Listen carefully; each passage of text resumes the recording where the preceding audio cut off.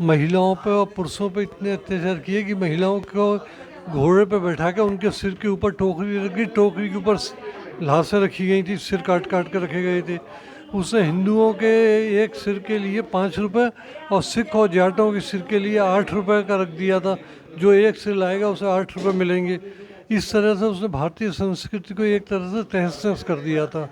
इसके अलावा हम जिन मुगल शासकों की बात करते हैं, बाबर, अकबर, जहांगीर, शाहजहाँ, ये लोगों ने राज यहाँ जरूर किया, लेकिन किसी न किसी बहाने यहाँ की संपत्ति को वो देश से बाहर भेजते रहे और उन्होंने बड़ी भारी संपत्ति इसके बाद भी भेज दी।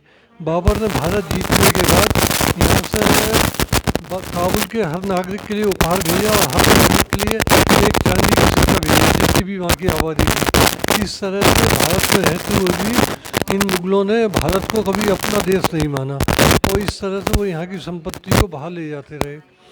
हम जिस तरह से लुटे हैं और उसके बाद जो ये आ गए, अंग्रेज आ गए। अंग्रेज़ों के लूटने का तरीका दूसरा था, उनका व्यापारिक तरीका था।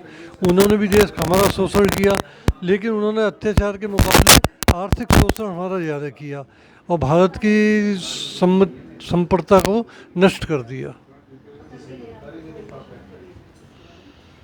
इस सारगर्भित पुस्तक में जो तैमूर, नादिर शाह और अहमद शाह अब्दाली के जो पाठ प्रस्तुत किए गए हैं, उन पर जो एक रिसर्च राइटिंग की गई है शर्मा जी की तरफ से, तो मैं अनुरोध करूंगा कि 2 शब्द उसके संदर्भ में भी वो रखें आपके सामने और बताएं कि जो एक कम्युनिज्म में तैमूर और नादिर शाह और अब्दाली को आक्रमणकारी नहीं माना जाता है, तो उस संदर्भ में उनके क्या विचार हैं, ये भी प्रस्तुत करें।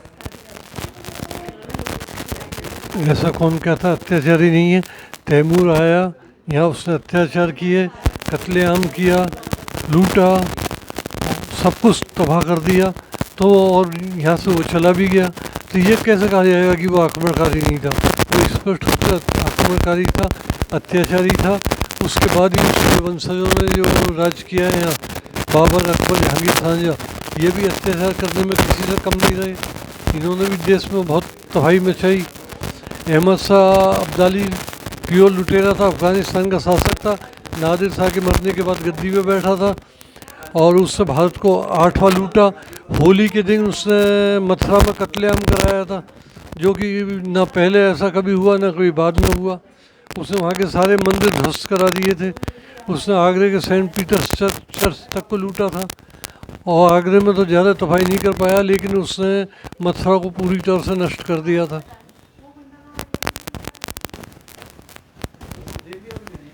तो ये थे प्रसिद्ध इतिहासकार राजकुमार शर्मा जी और उन्होंने इस पुस्तक के संदर्भ में बतलाया कि इसमें क्या क्या चीज़ों को लेकर उन्होंने प्रस्तुत किया है। हम आज इस निखिल बुक कैफ़े की परिचर्चा के कार्यक्रम में उनका बहुत बहुत धन्यवाद। Thank you very much.